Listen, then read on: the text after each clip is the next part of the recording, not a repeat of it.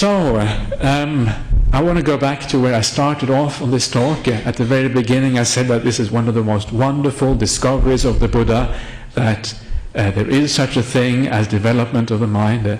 And I always ask myself, sometimes I wonder, I look around the world and I say to myself, why is it that not everybody practices development of the mind? Why is it that so many people are trapped in this idea that their happiness is going to come from outside, through relationships, through wealth, through possessions, through all these kind of things? Yes, there is happiness to be gained in those things. But the real happiness, the true happiness, comes from developing the mind. It doesn't matter how wealthy you are, it doesn't matter what sort of relationship you are. If you are depressed, you're going to be miserable anyway. So the reality is that the mind is so much more important than all these external things.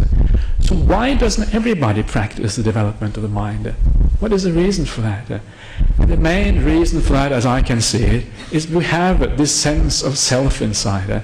The sense of self gives us a feeling that we are who we are.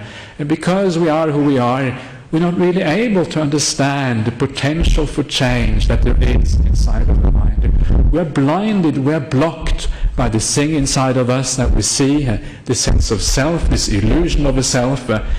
We're blinded by this to thinking that we cannot actually go so far with developing the mind. And that's why we tend to, I think, often put in as much as we otherwise might do.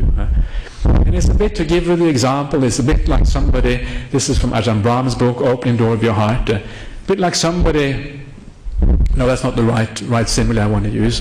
It's just as if somebody is very depressed and they feel down, and after a while they feel there is no hope anymore. They feel this is the way it is, I'm depressed, and they think maybe the only way out of this is to commit suicide, because this life is not worth living anymore.